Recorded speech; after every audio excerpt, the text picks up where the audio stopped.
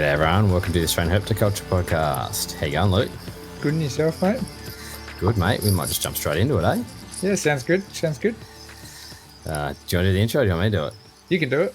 All right. Tonight, everyone, we've got on Kris Smith. You might know Kris from Instagram. Well, your name used to be Smithy, wasn't it? With a few letters in front. I think you've changed it recently. No, it's still the same. No, it's still the same. Still the same? Oh, yeah. That's because I messaged it, popped up with your actual name. That's why. There we go. Yeah. But, yeah, so most people probably know you from your scrub python. Of course, it's cracking. Yeah, that's it. Yeah. Awesome. Something like that. Yeah.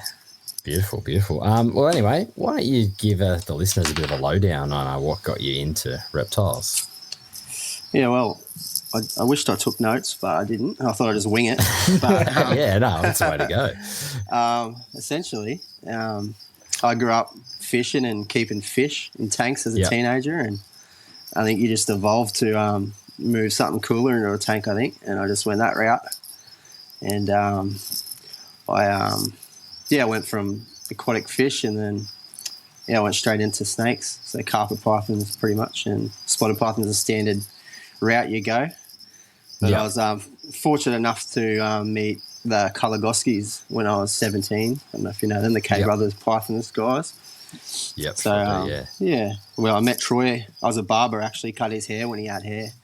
And so, yeah. That would have been a while ago. When we both had hair, actually, you know. Yeah. So, I went and found the right guys at the right time, you know, and that was it. Rest is history. Awesome. Yeah, they would have been some good blokes to learn from, that's for sure. Yeah, you're not wrong. Yeah, I was in good hands. Yeah, I remember watching their videos back in the day, so that's actually where I think I first saw you, was on some of their videos, I believe. Yeah, I was pretty not keen on getting on camera, but they forced me a few times. Yeah. Yeah. No, not my cup of tea. I'm the same, mate. I got a face for radio, so. Yeah, I don't even have a voice for radio. No, that's all right. So what kind of stuff are you working with these days?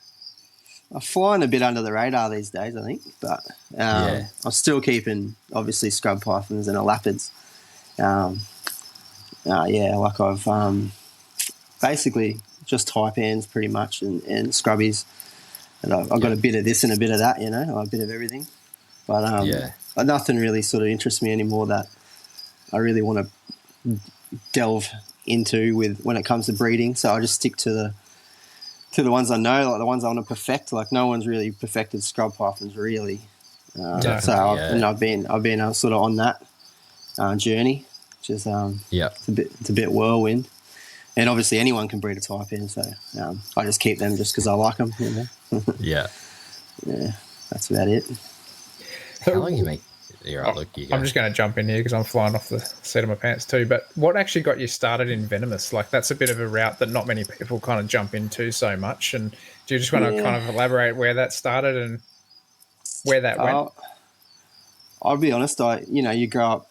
I wasn't a super like Ricky Mack herper or anything, but I liked herping and when you go and when you're a herper, you don't, once you see a carpet, you've seen one, you've seen 100, you don't really care.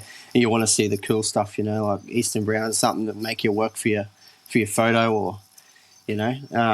And when I met the Kalagoskis, I don't know if you know Jonathan Lucas, I met him as well. And at that time, Jono had only just moved up from Venom Supplies with Shana Klein. They both worked at Venom Supplies at the time. And Shana ended up marrying Denver Kalagoski.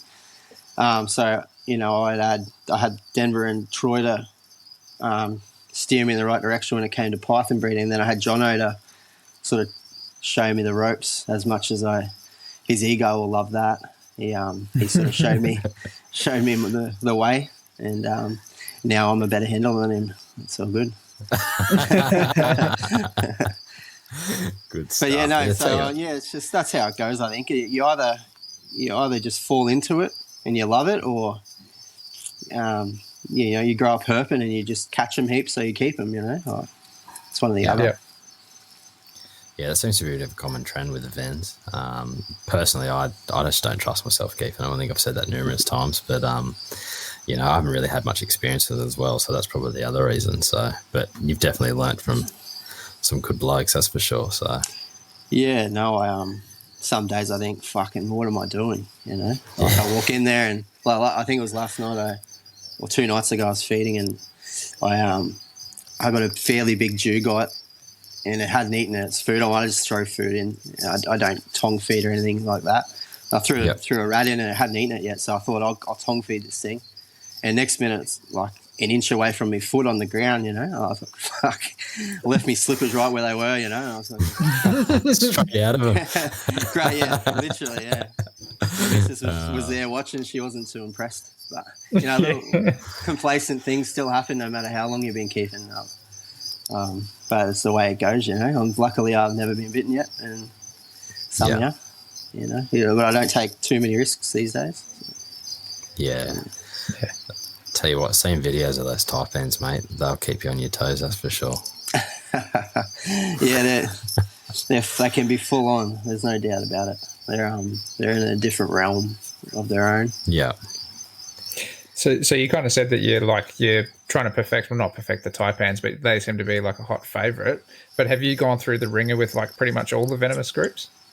Yeah, I've to be honest, I keep my reptile hobby a hobby, and it's not my life. So yeah, I have a bit like interests outside of reptiles. So I don't breed too much these days. So I literally only breed what I think mates might want, or what I might be able to sell if I need to. Especially in being in Queensland with the cap they enforced on most elapid keepers. So it's pretty hard if you have a brown snake or a taipan that drops 20 double, triple clutches, then you're fucked, you know.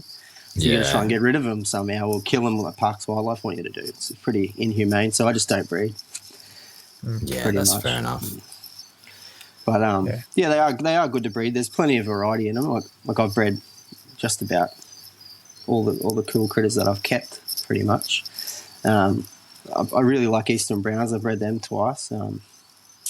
There's so much variety in them. I really like them, but I don't like the hatchling stage. I'm not Matt Somerville or anything. I don't glutton for punishment. You know, so. He seems to be, doesn't he? He's strange. He loves it. Oh, that's gold. So you've kept everything from black snakes and adders and all sorts, though? Yeah, I've still got black snakes. I've still got mulgars, spotted blacks, collets. I've got a death adder. They don't interest me too much, so I just have one random male for some reason. Just sits in the rack, you know. And it's a garbage disposal. Other than that, I got a few brown snakes like dugites, Eastern Browns, and what else is there? Got a couple like a Tassie tiger, and a few different varieties of things that just odd bod things that I've kept forever. You know. I'm not really. I'm at the process of moving house and building a giant herp room, so it'll expand eventually. But I've kept it pretty nice, pretty niche to my likes at the moment. Yeah. And what kind of led you down the path with the scrubbies? Are they something you've always wanted to work with, or you kind of they just kind of fell in your lap, or what was the story with them? No, I think I actually chased them. Actually, I like growing up. I think I was 17. It was 2005 when I met Troy Kalagoski. So I went head first into pythons, and I really they had all kinds of blackheads, olives, and Antaresia like you wouldn't believe, like hundreds of snakes, and it was so basically I wanted to be something different to them. I didn't want to have another black-headed python like Denver's got 100 and he's downstairs, so Denver actually had he actually lived here in this house actually. He had a cage at the back with a pair of scrubbies in an aviary, and they weren't huge but they weren't small, and as soon as I seen them I just fell in love with them. The massive heads, big scales, big eyes. They were different. They weren't just a dumb blackhead that just walks along, they were looking at you and what's going on. So I got my first one in 2006, and I worked on them, killed a few, so. Unfortunately they're all part of it. Oh mate, like anyone who says they've never killed a snake or the snake's never died, I shouldn't say kill it, they drop off the perch, like they're a snake that are just exactly absolutely finicky, and they'll die out of nowhere for no reason. They'll have bone issues and muscle issues from being kept inside. there's multitude of things that go into keeping them properly and happily. And I just, over the last decade, I've just worked that out the hard way, unfortunately. Yeah. But, were you going to say something else? I was just kind of thinking off the top of my head, you know, like when you did start keeping scrubbies, what were some of the processes that you started to put in place? Like maybe if you're happy to elaborate maybe on some of the downfalls that you think you may have had early on, just to try to enlighten some people that maybe still are having issues with them. They're pretty much bulletproof from when they leave the egg. So as I was saying before we dropped out, I keep my rooms very warm, like about 26 to 28 ambient temperature, so that the actual hatchlings, I don't cook them or anything like that.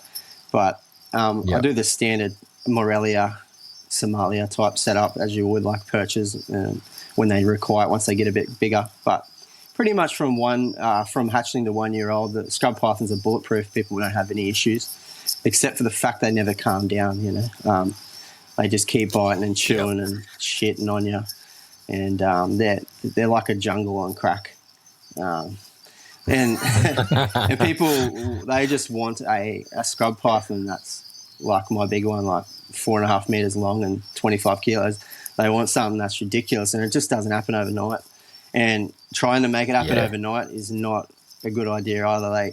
You can get them to, I believe it's 3 meters in a year. Like, they just turn into ropes, and they eventually they just fall off the perch like most snakes do when you pump them and chain feed them and flog them. But the main thing I've found is once you get to adulthood, which is a male is around 2.5 meters, they can become really stressy. Overhandling is a massive thing with scrub pythons. I think people try too hard, and if you really love scrub pythons and you want to succeed in keeping them happy and breeding them, it's neglect that gets you there. You need to set up the correct enclosure, a big enclosure, preferably outdoors, and don't touch them. Pretty much. Yeah. People want a 4 meter quiet, calm beast, but they may as well just keep an olive python because it ain't going to happen with a scrubby. Yeah, exactly. Yeah. But when it comes to the downfalls, I've kept them inside full term because at one point I thought Southeast Queensland was too cold in winter. I didn't think it could be done. Yeah. It does get below zero in Ipswich where I'm currently living. So I'd bring them in for winter, or I'd have them inside full time. I had pretty much a walk-in cage inside my house at one point. And the snakes, I just don't think such a large-bodied animal. I think it needs UV, it needs sunlight, it needs that. It can choose where it wants to bask, how hot it wants to be. You got to give it all the aspects that they require, that they can gain in the wild, and you just can't do that indoors. People can do it indoors, and they do it indoors, but they have 3 meter ropey snakes that are, they're not thriving, like they could be outdoors. Yeah, that's one thing I've noticed with the scrubbies. You don't really see them advertised for sale as hatchies much. Yeah. So it's like, are people working with them a lot, or is it just the fact that not many people have dialed in the way to keep them, to breed them properly? I know I used to see a few years ago here and there from the same people breeding the hatchies, but this day and age, you don't see much anywhere on any of the Facebooks or Instagram or anything. So it's one of those things, like you'll see them advertised in cans, and I just have a laugh when I see that. I think, really, like you can put two and two together. Or there are some genuine breeders, like Peter Krause can breed them and has bred them his whole life in cans in Mossman, wherever he lived. And there is another guy named Hans.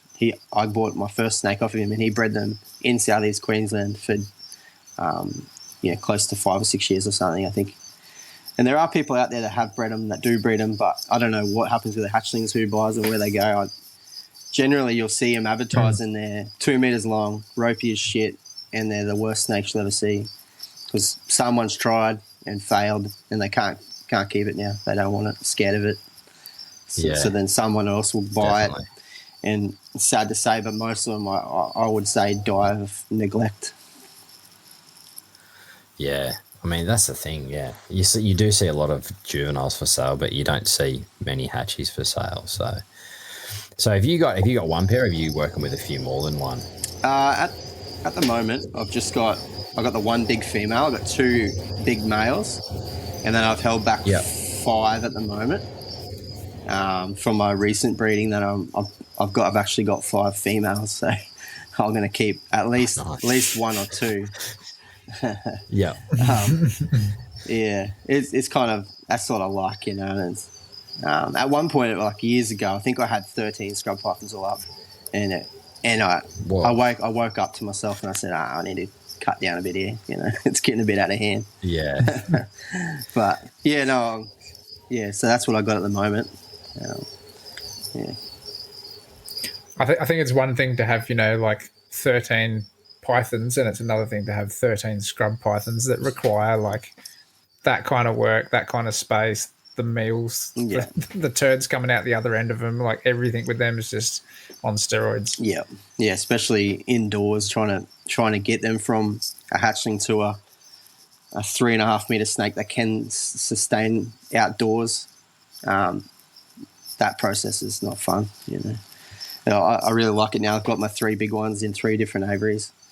I don't know if you guys have seen my main females in a 5.5 meter long cage, and it does its thing, you know. It's good. I've got it finely tuned, and it comes out and basks every morning and every afternoon, and at night time it goes and ambush on the ground and sits in the rain, does its thing like a normal wild snake. So it's cool to see. Yeah, that's good to see. Yeah. Did you rotate the males through, or did you just have one specific male you wanted to put over? Or? Yeah, no, I did have one specific male, which yeah. So he's a northern coloured animal. I don't know if you know the difference between, you know, the ones that get up past that rainforest and to the top. They're I personally haven't seen them in the wild, but they're a lot different looking. I believe they're a lot slimmer and smaller than the southern typical Cairns ones. So that was the male. I'm hoping that scrub pythons come out and they're all brown, you know, similar to carpets, and you never know how they're going to colour up. So that's the other reason why I've held on to the 5 that I've got, to see how they're going to turn out. Yeah. So are you doing anything when you obviously you've kept them outside, so you're just letting nature do its thing for cooling and all that stuff, aren't you? You haven't really, you know, you're not dialing temperatures down or anything along that, are you? No. You're just kind of letting Mother Nature do its thing. Yeah, absolutely. I do go a bit extreme on the heating side of it, though. I did panic the first time I put them out there, so I put in like PVC awnings that get rolled down for winter days, and lock the heat in, you know. And then I got a basking shelf that's got like a ceramic heat emitter plus a routed in heat cord on the shelf, so all the heat is centralized in one shelf. So I think I achieve in the dead of winter on a 0 degree morning, I still have got like a 25 degree spot of warmth for it to go to. Yeah. Are you finding they're on that first thing in the morning and at night time as well? Or are they kind of, you know, of a night time just going down into the hides or morning, going down into the hides and stuff? Or are they kind of perching on that majority of the time in winter? Yeah, in winter they definitely sit on it at night time, 100%. I've also got a pretty like an insulated hide box in there as well, and they do go on that from time to time, but pretty much they sit on that heat at night time. But they bask pretty much 3/4 of a day. They'll bask in the sun. So, wow. The peak of the day, even in summer, that during the middle of the day that you don't see them, but every morning it's like clockwork. 8 o'clock comes and she comes crawling out onto the logs. It's funny. It's like they've got a built-in clock when they see into that stuff. Yeah, it's cool to see. But at the end of the day, they know what they want. They know, you know, if they've got the access to it, like it's given to them, right? Like if you're giving them the opportunities to use what they want in their environment, then they do become dependable. Like it's no different to saying, like, you know, my diamond pythons would all pile up underneath the heat panel before it switched on because they knew it was about to turn on, you know, and they get ready for it. Yeah, exactly. Yeah, they know what they're doing. There's no doubt about it. And just providing the necessary options for them, no matter what, inside or outside. That's what I like to do with all my animals. You know. Yeah, definitely. Definitely. What sort of clutch sizes are you getting from the scrubbies? Pardon me. I've got a really poor clutch. The last one. It was I only got 5 eggs, and she actually retained another 6 eggs that I had to remove, Yeah. which wasn't fun at all. But generally, I think in previous clutches have been about 11 eggs. Yeah. But this was the first year that this female had bred for me. I actually had her mother beforehand that had bred. Yeah. And so I was able to grab. She actually died, the mother. I'm not sure many people know that, but the original Kraken, she actually died during the middle of winter. Just a bit of an accident. Oh, that's a shame. Yeah. I didn't really advertise it. It kind of broke me spirits, actually. But yeah, of course. she had a really bad shed. This was before I started keeping outdoors. I was keeping indoors, and it was 0 degrees in the morning, and she had a retained shed, and I soaked her in warm water in the afternoon. I had a mate here, and he helped me assist it, get the shed off, and I put her back in. I had ample heating, and then I forgot I was cycling her, and the heat turned off, and she was pretty much stone cold wet from 6 p.m. till 6 a.m. Yeah. And then, like, her body shut down. It was a slow decline. Yeah, it was no good. I learnt my lesson there. Yeah. That's the downsides of keeping and breeding, unfortunately. But that's the thing. It's a lot of, like we say all the time, no one hears about all that stuff because, a lot of people it happens to, especially with an animal like that, So it's like your prized animal almost. It's a kick in the guts. You don't really want to put it out there kind of thing. Yeah, some people, revel in it and they'll put up a funeral and everything, but I sort of just hid away for a few weeks, It was shit, but it happens, I've had other scrub pythons over the years that have fallen off perches striking and broken their backs.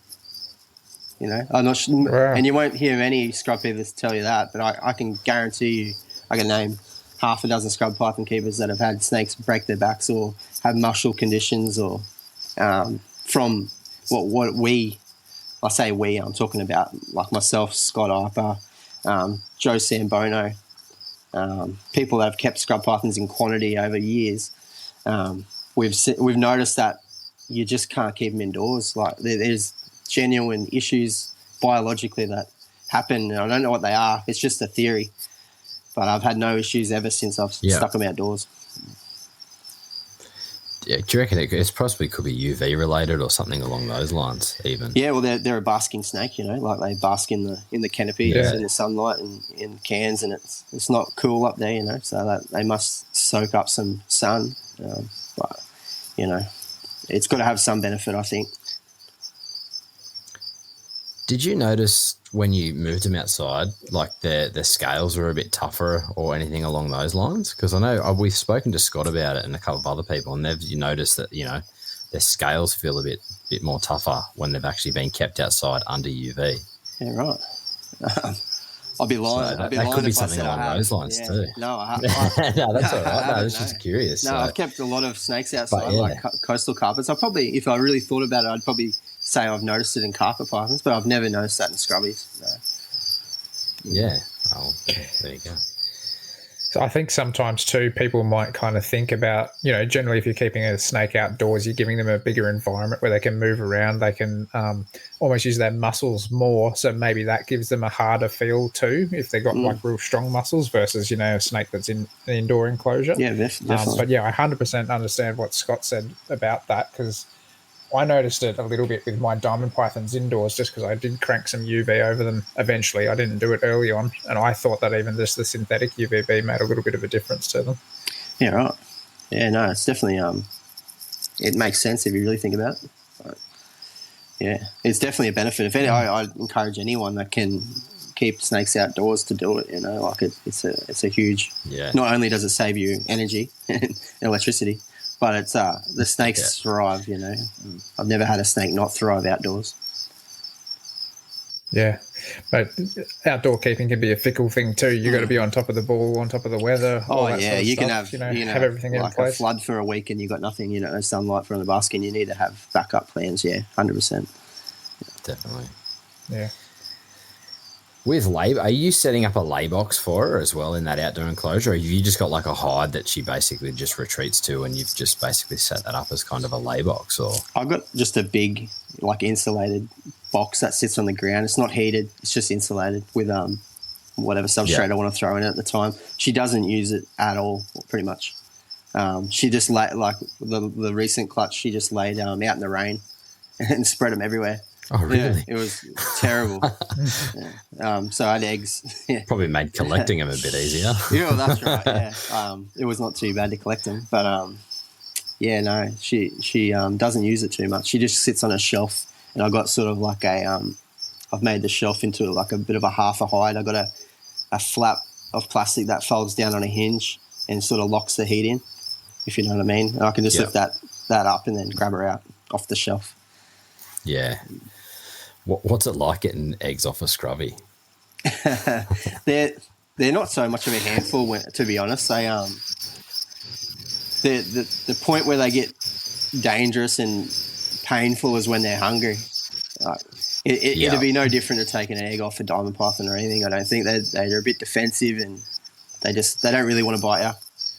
So you just push the head away and grab them, you know. But I've got like a bin lid I use as a shield, and I just shield it with the bin lid.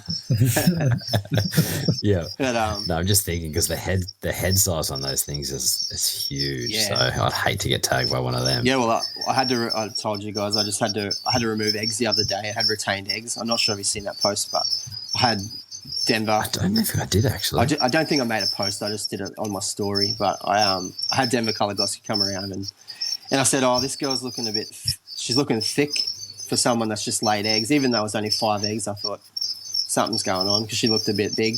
So I don't drag her out much, maybe once every 2 months, 3 months maybe. Yeah. So I decided to drag her out and give her a one over, and yeah, she had a pretty big blockage down low. So we were able to manipulate the eggs out. But as I had her head, Denver needed a pair of tweezers or forceps to get the eggs out. So he asked me to run in and grab some, and I switch hands. So instead of coming from around the head, he come from front on, and it nailed him, just smashed him. He was bleeding like a stuck pig. It was crazy. It was good for a laugh anyway. Man. His jeans were covered in blood. There was blood everywhere. Oh, that's gold. Are you incubate? No, you're right. You go. I was just going to... Oh, you keep going, Jason, because you're on the right trajectory there. No, you go.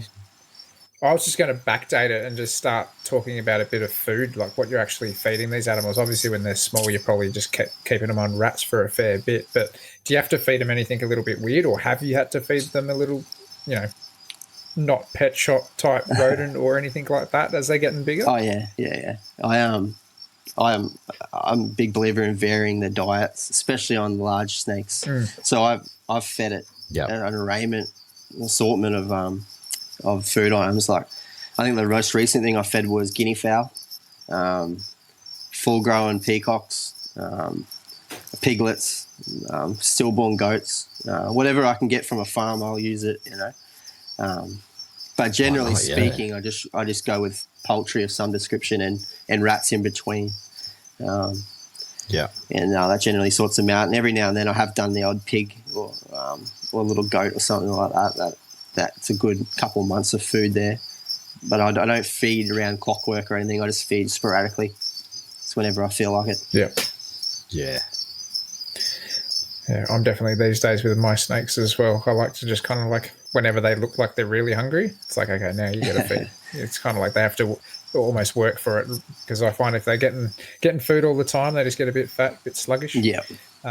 But no, that's interesting. Do you do a lot of birds because they are a bit leaner, or have you read anything that they are like particularly bird oriented in the wild?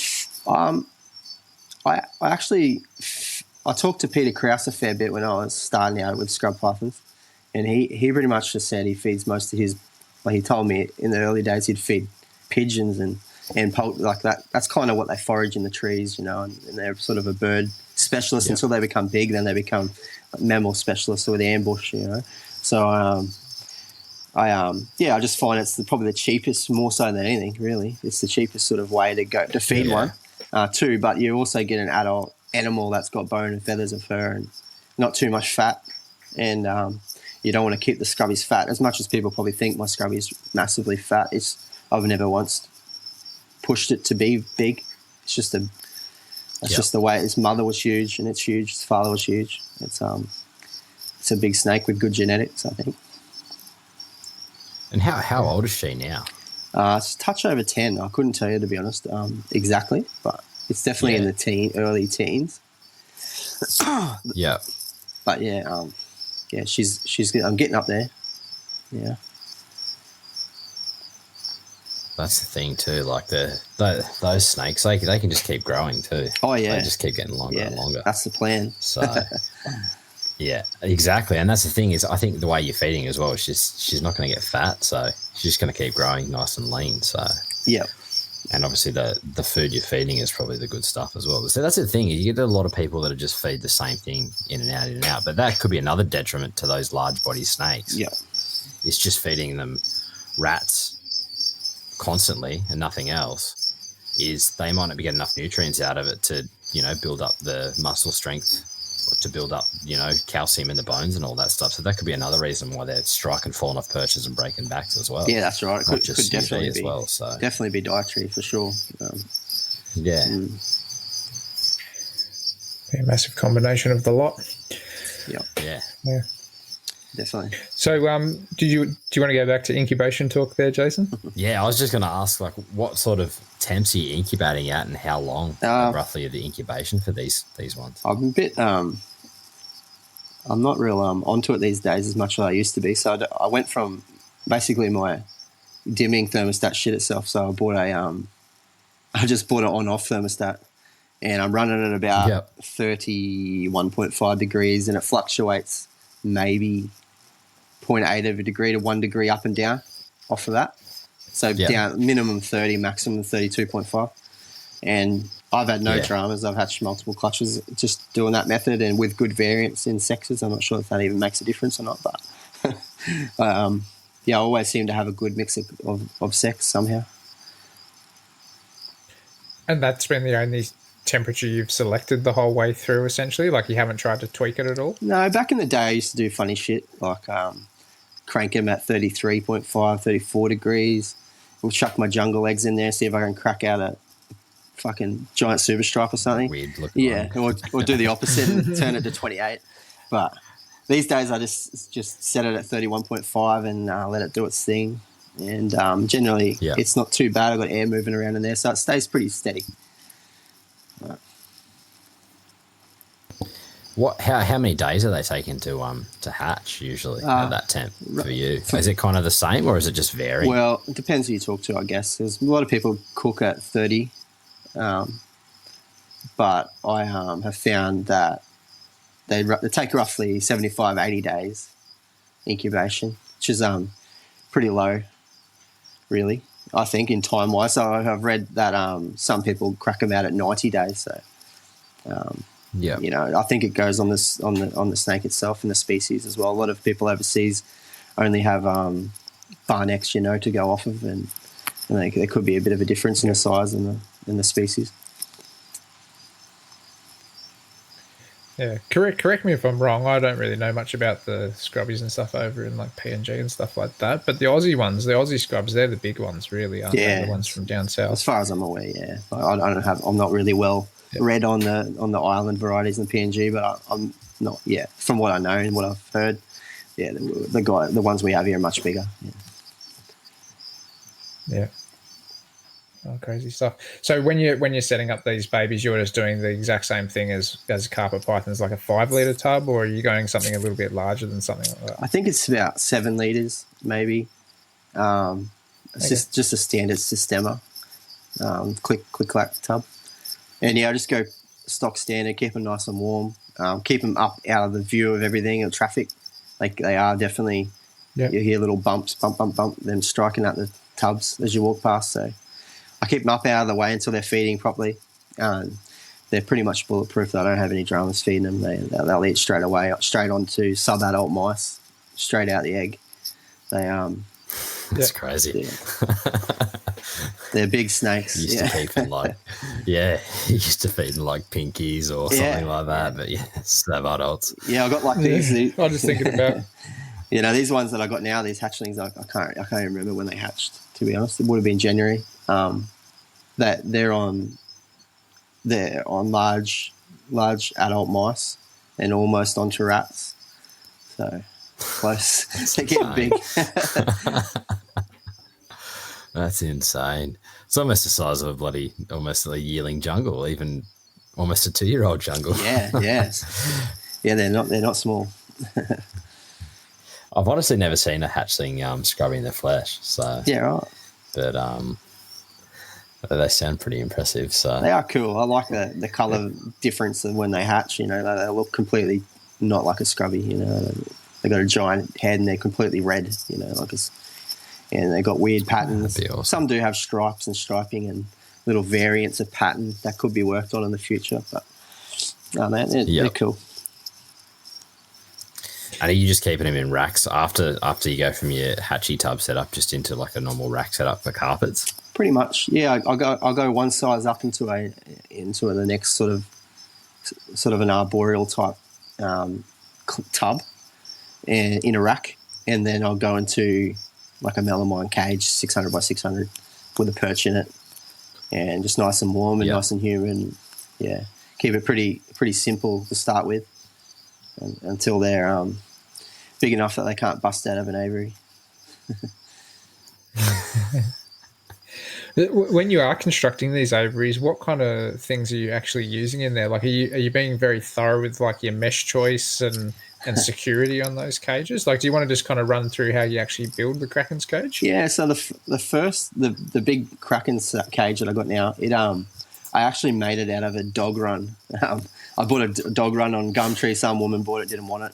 It was 4 meters by 4 meters, and I just cut it down and made it slimmer and longer. So I sort of manufactured it to my liking. So it ended up about 5.5 meters long and 2.2 meters wide, just made out of thin gal that just slides together nicely. And then I screw that down into a sleeper base, and then attached to the sleeper base I have mouse mesh, just screwed and pinned to the inside and on the floor, so no cane toads can get in or no snakes can get out.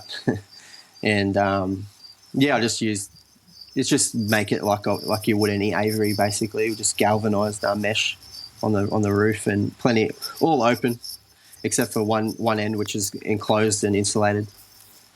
So mass basking spots with plenty of cool retreats. I'm assuming, I haven't really kind of kept up with your photos too much recently, but you've got like massive logs and stuff like that through there, so they can be arboreal and get up higher and stuff to bask if they need to. Yeah, I got a set of 3 or 4 logs that run almost the entire length of the cage, in the middle of the cage, which is suspended about 1.2 meters off the ground. So it comes directly off of its a bench sort of perch, and then goes straight onto its logs, and it can go all the way. I've got a pond as well, and now that's elevated. So I can get under the pond on really hot days. So I've got a few different options for when it's extremely hot or when it's extremely cold. Do you find that they use the pond a lot? No, not really. But it definitely soaks maybe once a year. It'll be in there completely, head under and everything. But more often than not, it'll just retreat under it. And I've got it's actually a running pond. I got a filter set up with a submersible pump and just gravity fed filter. But it pretty much just drinks out of its water bowls that are scattered around the cage. It's fucking hopeless. But I got this beautiful running pond I made, and I thought it would just come down like clockwork and drink, and it doesn't. But you gave it the option. I gave it that's right. That's the main thing. It's there. Yeah. Well, I mean, they got, as we've kept saying, they've got all the options in the wild, so all you can do is try to give it to them. That's right, yeah. Even if that is just for that one soak a year in the pond. That's right, exactly. At least it's there for that. I did at one point put goldfish in the pond, and all it did was sit there and strike at them all day. So I took them back out. So I thought That's pretty interesting, though. Yeah, it was striking at them like crazy. Yeah, it was weird. So I thought, I can't have that. So got rid of them. Yeah. Kind of makes you wonder though. Like, do the hatchies or something maybe eat on fish or something in the wild occasionally? Yeah, it's weird. You got a 4.5 meter snake striking at a goldfish. Like it's weird. It's a weird scenario. And I think they're opportunistic. They'd eat anything that moves in the wild as a hatchling for sure. Yeah. Yeah. Oh, that's crazy. Are they? I mean, you've already kind of touched on it, but are they all complete psychopaths? Like, have you ever dealt with one that just happens to be a pleasant snake? Yeah, some do. Like, don't get me wrong. I say that they're all nuts and devils, but I think I honestly think it. If you like, I have seen adult snakes that other people have hand raised, and got them to adulthood, and they're quiet, and they have them at demonstrations around kids' necks, and then they just fall off the perch and die. Like, I honestly don't think they, as an adult snake, I don't think they handle consistent overbearing handling. But like that one I have, like the few that I do have, the adults, they're completely fine after about 5 minutes of wanting to kill you. They calm down like pretty well. You could almost trust it. But I find that they do calm down about 1.5 meters. Once they get over that sort of 1.5 meter mark, like I don't know what they get, 8 months old roughly, they'll stop shitting on you. They'll stop biting you. They'll look at you funny if you move. If you move real quick, you do stupid finicky things, they'll bite. But you can get them out and you can handle them good. But then once they hit that 3 meter mark, they flick a switch and they don't want to bar you anymore. It's a bit weird. That's just my own personal take on them. Like I've kept a few, so it's funny.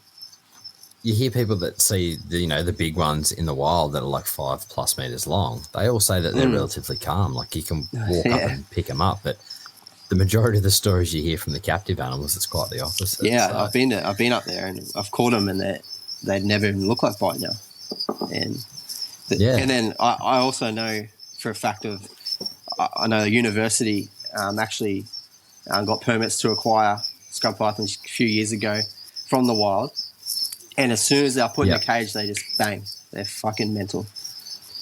They don't stay calm at all.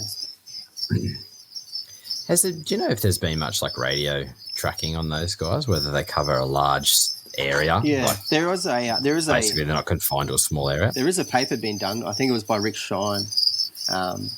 Him and a few guys, Joe Sambono, they did a study on them in Tully Gorge. I'm not well read on the paper itself, but I'm pretty sure the females never really moved that far, maybe 200, 300 meters really, but the males would travel 1.5 Ks, I think. So I don't think their home range is huge, but they definitely move about a little bit. Yeah. But I suppose even 200-300 meters to a snake that's 5 meters long, huge compared to what most people would have kept them indoors in an enclosure. So yeah, that's right. Yeah. Do you have any sort of like inklings as to something you might want to change up into the future with keeping them? Like, as in, like, do you want to try to see if you can build like a ridiculously tall enclosure and see what they'll use, or like have you got any sort of ideas about what you'd try next? I've got like, I'm building a house at the moment, and I've got a couple acres, so my herp shed is going to be ridiculous. I'm going to put like a Peter Krause. He used to have an outdoor aviary. So you go into his snake room and he'd have his scrub pythons or whatever in a cage in his herp room, but they had access through the wall out into an aviary. So my plan is to do the same thing with my big girl, so she can come in and out of come into complete controlled temperatures, or go outside and have nothing. And I'm going to have the males either side of her aviary with basically tunnels that I'll open up for breeding, but they'll be next to each other. I want to keep them separate at all times, and just introduce that way, that they can do the introductions themselves. I don't have to manually do it.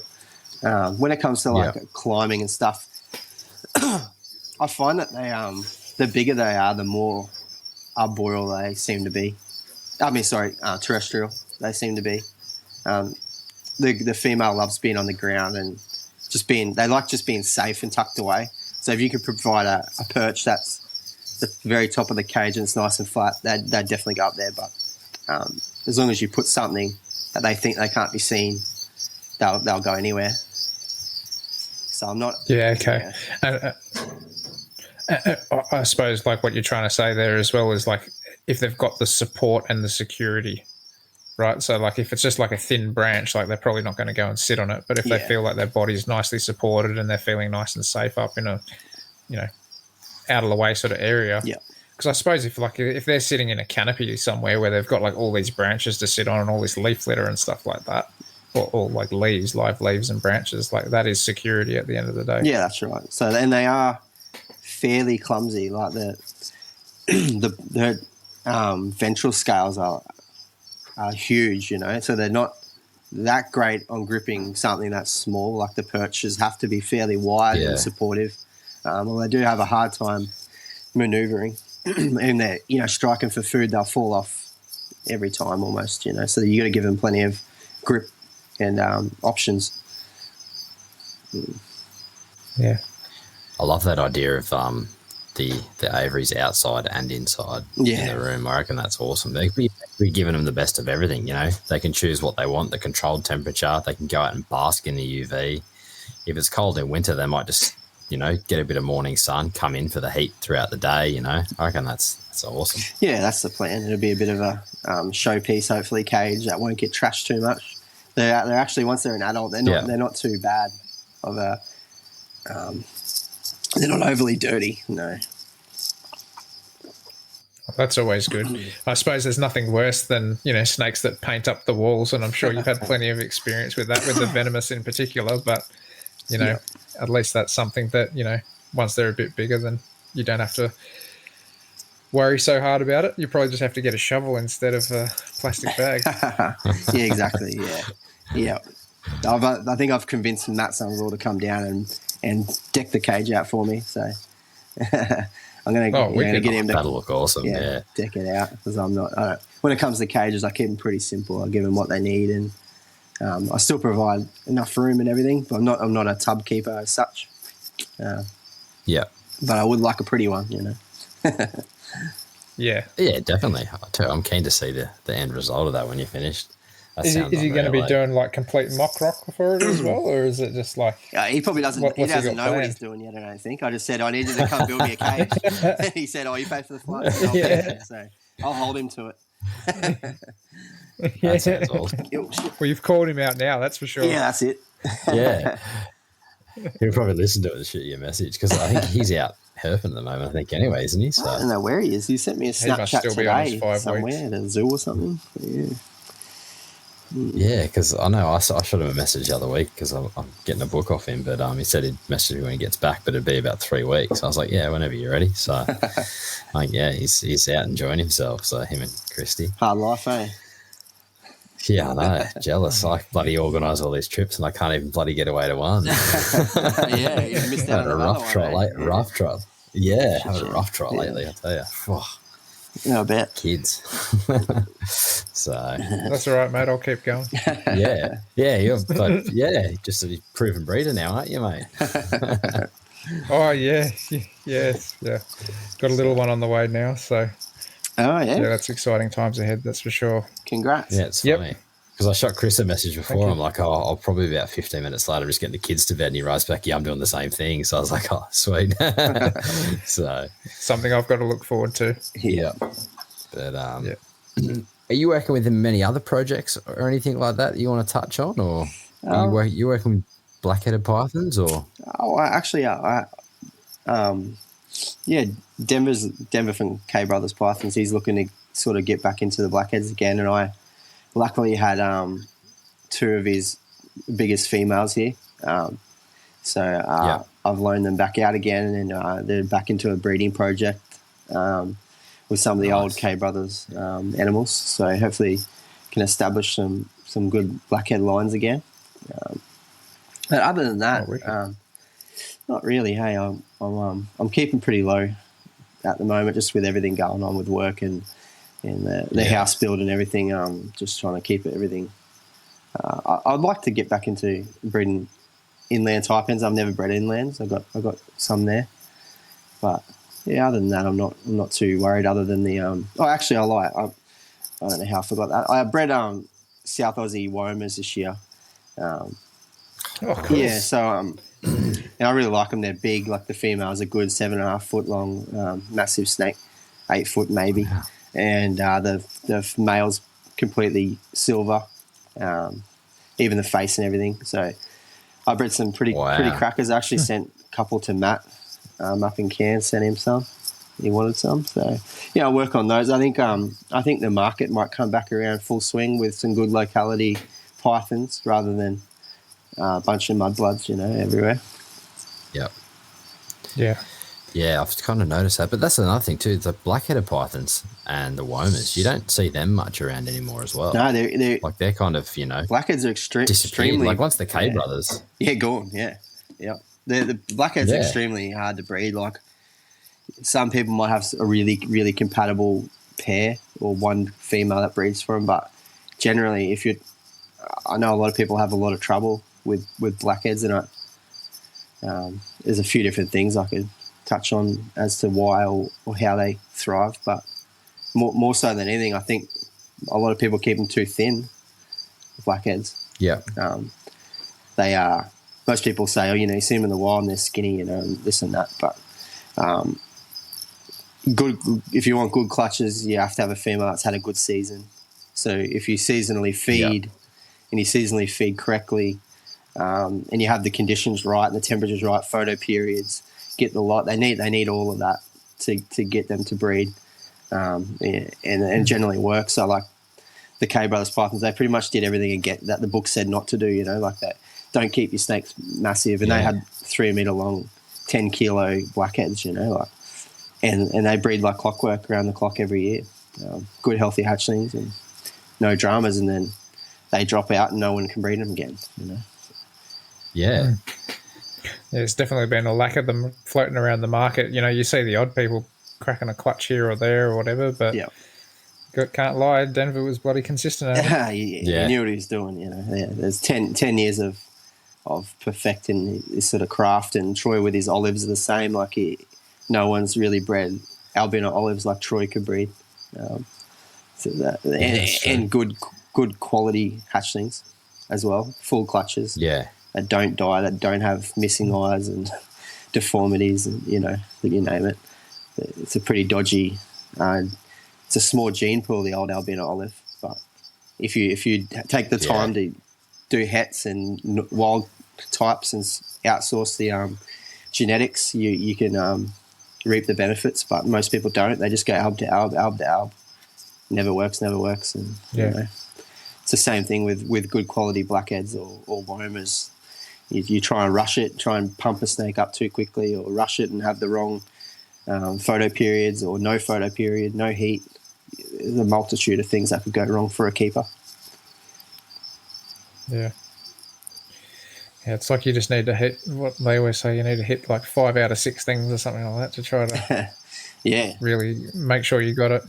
Yeah, there's plenty of tricks of the trade, and I'm not sure which one's more important than the other. But as long as you try your best, you generally pull it off 1 year out of 5. Yeah. And every now and then you get lucky. That's it. Yep. Oh, that's good to hear. Denver's getting back into it again with blackheads, though. Yeah. Yeah, I think he's just bored, to be honest.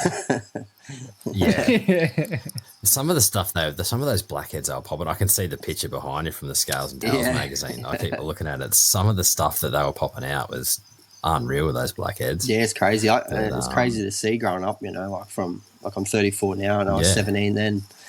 And he had one normal wild type snake that had a dot of gold on its chin, and then 10 years later he had a full gold head. It took a long time. Yeah. But he got there, Pretty cool. Yeah. Even just down to like the patterns and stuff that they were getting, like those train tracks and the ocelots and all sorts. Yeah, like the variety. Definitely thinking outside the box. Yeah, the variety in the clutches they used to get was just crazy. Like lots of people used to froth on the solid black backs on blackheads. You'll get them come out and they look really, really solid black. But by the time it's 12 months, the black's gone and it's just stripes. And it was one clutch Denver hatched 1 year, and it had a couple of spots on its body. And I said, "Oh, that's unusual. We should should work on it. And he held it back, and then that created the ocelot line, and then off it went. So we were trying to produce blackheads that had spots all on them, and and it's definitely doable if people want to put the time in. It's the same with any snake at all, you put the time and effort in, you pick two that look similar, and it should polygenically inherit. Yeah. Did anyone do anything with those animals, like keep it going, or are they kind of just faded out kind of thing? Do they keep track of who had them and that kind of thing? He's thinking about getting them back? Yeah, he definitely had. Well, we got some friends of ours, I'm not sure if you know, like Wayne Larks, Deb Larks. Yeah. They kept some of probably the best of the best. That's good. And they got some nice Xanthics out there, and a few other keepers. I'm not really sure off the top of my head, like Rob Sullivan. I'm really sure he got a whole entire project at one point there. I think it was a Calico sort of project. But what people have done with them since then, I've no idea. It's kind of good that Wayne's got a few though. So a few of those Ripper ones, which is good. Yeah, that's it. Have you kind of noticed anything in your scrub pythons that you might want to toy around with that's polygenic, or you might think that you could kind of nut out to be polygenic?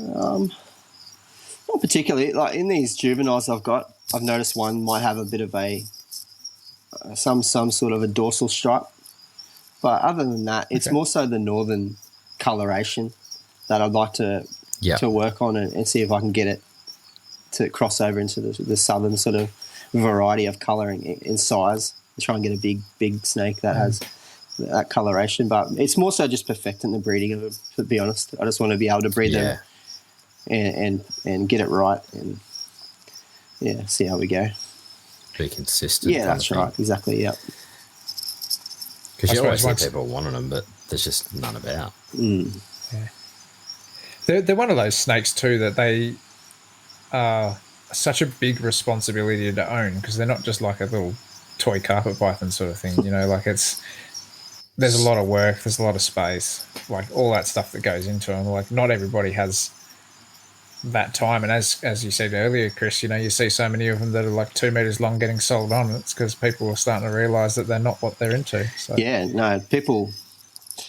You end up with a snake that's extremely pissed off, extremely hungry. It's like an overgrown tree snake that just wants to kill everything, and it's purely because they're not keeping it correctly. If they kept it correctly, it'd be much more of a delight to sort of look at and appreciate and keep. They're not that bad to handle if you can keep them properly, but they are a nightmare to get off a perch. If you want to get them off a perch, good luck. Yeah.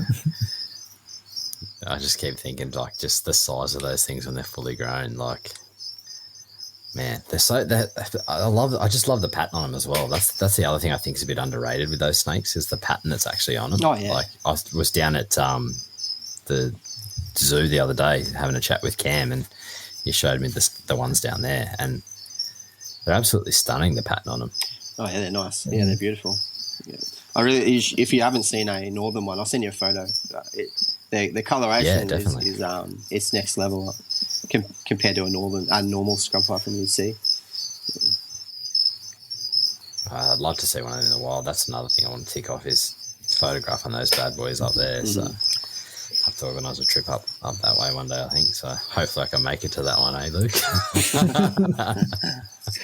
You keep saying you're coming, mate. You keep saying you're coming. I know. Anyway.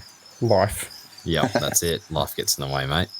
So it's all right. We didn't get all our targets last weekend. Right. So another one. So yeah, I kind of tagged onto this trip just because I was just keen to get out and see what I could see, sort of thing. And even now, because I just sold Jason all my leaf tails.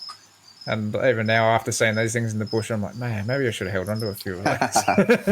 Leafies are pretty cool. Them in the habitat. Yeah, absolutely. Yeah. Have you guys done cans before? No, never. That's pretty cool. I've been up there a couple of times. That's probably my bucket list place. Like ever since I've been into reptiles, because green tree pythons are what got me into reptiles. So yeah. and obviously chameleon geckos. So that whole Cairns up north area is like my bucket list place to go. Yeah. So that's about the only thing. Like the first time I went herping with Matt up there, he goes, "Oh, we find scrubbies everywhere. They're everywhere," and we couldn't fucking find one to save himself. And we, it's always the way. but we did find a shitload of chameleon geckos, and it was pretty cool to see. You know, that I'm not much of a gecko person, but I appreciate the big cool ones and the ringtails everywhere. And yeah. Oh, and that's another one, the ringtails. I'd love to see some ringtails as well, because I used to get ringtails as well. So. Yeah, nice. They're a big, cool, large gecko. Yeah, awesome. But that's probably my bucket list place to go. I think Luke's was obviously NT. But no need to go back there now. Mine's definitely Cairns.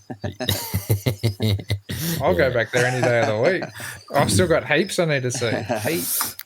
Pretty good but going. Yeah, mine's definitely the north. Yeah. The north of Queensland. So I think I'll try and plan a trip up there one day eventually and tick off a few things up that way and photograph them. So that's definitely what I want to do. I'm keen to go anywhere. I don't even care anymore. Same I'm just keen to be out in the bush. I actually spent about 4 years as a fauna consultant in the mine, so I got a bit herped out for a while. So I've only just now starting to want to go back out again and see a few things. Yeah. See, I've just been bitten by the herping bug because I never really did it much when I was younger. Like I kept, but I just never had a group of mates that were into herping. So it was just kind of like I just kept pythons and geckos kind of thing. Yeah. But yeah, now I've just kind of been bitten by that bug and I just can't seem to make it out to the trips, unfortunately. So, but that's just life. That's the way it goes sometimes, isn't it? Anyway, that's it. Exactly right. So, hey, at least I'm filming it all for you, mate, so you can live vicariously. So, but no, we'll get you up there one day. I'm keen to go up there. I'd be keen to see like boids, the northern leafies. I'd love to see green trees in the wild. I'd love to come across big, impressive scrubbies as well, just to be able to, actually see them stretched out. Because whenever I've seen them in person, like a big one, it's always just been curled up and sleeping or something like that. Yeah. Yeah, they don't look impressive until you drag it out. Yeah. Yep. Good stuff. Have you got anything else that you want to touch on at all, Jace? I'm good. What about you, Chris? You good or? Yeah, I'm good. Yeah, if you guys got any other questions, I can answer them. Just with I will just ask this too. With your incubation, so you've touched on your temperatures and stuff, but what sort of like size are we actually talking about with these eggs? Because I'm going to assume that they're massive. We didn't actually touch on how big they are. Like, do you have any sort of like, weights on them? Or like, I actually, do you have to put them in an esky? No, luckily I only had a ridiculously small clutch this year, so it was all right. But I think the biggest egg, they did vary a little bit, was 121 grams. It was fairly big. They're about, they're a bit bigger than a black-headed python egg, like quite substantial. And then the snakes come out and they're almost like 60 centimeters long or something like that. They're crazy long. Far out. But about roughly 100 grams, give or take 10, maybe. Yeah. On the egg sizes. And have you weighed them as they've gone further down in the incubation trail as well to see how much the eggs actually pack on mass? No, I didn't actually. I should have. I'm hopeless when it comes to. Yeah. I used to like document everything by photograph, and then I'd just say I'd save it to my Facebook, and then my Facebook got deleted a few years ago, and I lost everything. So I used to write all the things down on the tub at the year, end of the year, what grams they were, and then take a photo and then wipe it off. So I lost a bit of intel, but I'm starting to accumulate it again. Yeah. Well, speaking of intel, like you've got a few books there behind you. Do you have any sort of like favorite books that you could maybe suggest for people that want to get into some scrubbies, or any literature that you've found over the years that you particularly thought was good? I like the book Justin sent me, just the complete carpet python. If anyone's like into carpets, it's pretty broad on genetics, but it does give you a breakdown on basic keeping, basic principles. Anything that Justin and Nick have put out is pretty good. Yeah. And then obviously there's keen for the second one. Yeah, definitely. And there's some some other books, that put out by Rick Shine, like the paper that I told you did on scrub python. If you really want to go down the scrub python route. But I don't know if you see that book behind me. There's a book up there called it's called Giant Snakes: A Natural History by John Murphy and Tom Crutchfield. Tom sent that to me from America, and it touches on massive snakes and if you do want to go down a scrub python route, it's a good read. It basically touches on all the big snakes around the world, but it has got a really good in-depth section of scrub pythons in it. Nice. I don't have that book actually. I've seen it, but I actually don't have that book. If you don't have it, there's photographs in there that were taken by, I'm pretty sure it was Rick Shine or Joe Sambono, holding like the world's biggest scrub python you'll ever see in your life. It looks like a reticulated python. It's ridiculous. See, wow. Yeah, it makes mine look like a hatchling. It's that big. It's crazy. So they get big. They're proofs in the pudding, So. Yeah, I might have to get that book, I think. Luke's probably looking for it now. I think I might look for it when I get off. So I don't know what you're talking about, mate. I've already found it. Yeah, it's a good read. That's awesome. You might have to work on with Justin and that on a bloody complete scrub python book. Yeah, it's a funny story too, actually. The Kraken name. I never named my snakes. I'm not that cool.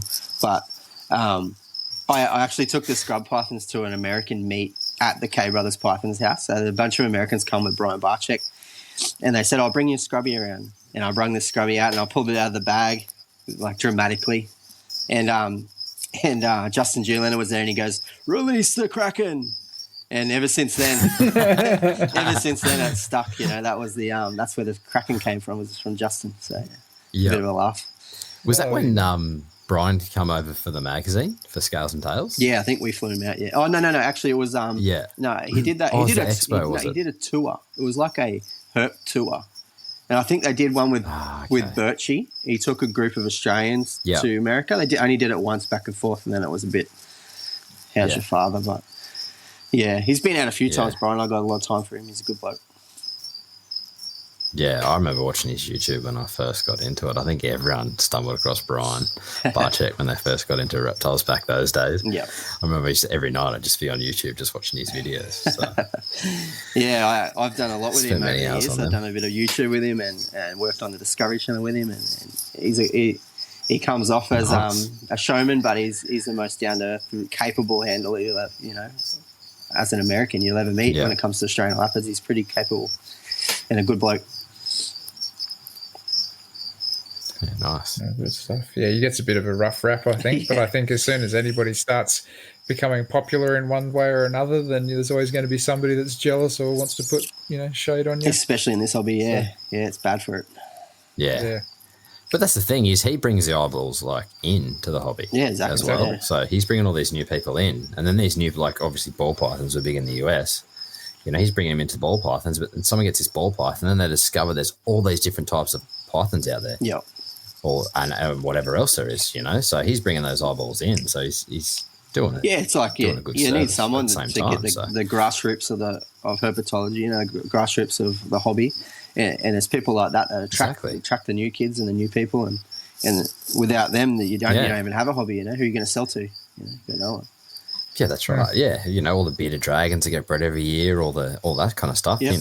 That's it's part and parcel. They don't go anywhere really. Yeah. Exactly. So anyway, yeah. Good stuff. Well, thanks so much for coming on, Kris. Did you want to throw out anywhere that people can find you if they want to see some scrubs, or if you are happy to answer any questions, where they can contact you? Yeah, they can get me on my Instagram. That's pretty much the only thing I use really in it. There's a few things on there. That Smithy, who's with 4 S's. You can find me there, and I'm always happy to talk to anyone, really. I'll give anyone the time of day and any information anyone wants, so I'm happy to help. Your inbox will probably get flooded going, how much for a scrub python? Yeah. And then I'll insult them with a big price. Yeah. Good stuff. Alrighty, guys. So we'd like to say a massive thank you to Eric and Owen and the rest of the MPR crew for having us. If you'd like to contact them, it's best to find them at moreliapythonradio.net and email them at info@moreliapythonradio.net. As far as contacting us in our social media platforms, you can email us at australianherpetoculture@gmail.com. You can also find us on Facebook and Instagram as well. Make sure to check out our Teespring store for podcast merch. The link is on the Facebook page. To see more of what Jason is doing, make sure to follow him on Facebook and Instagram at The Gecko Effect. For myself, you can find me on YouTube, Facebook, Instagram, Patreon, and Teespring under Beachy Scaly Beasts. We'd hope to have you back next week for another episode of the Australian Herpetoculture Podcast. Good night, guys. Good night.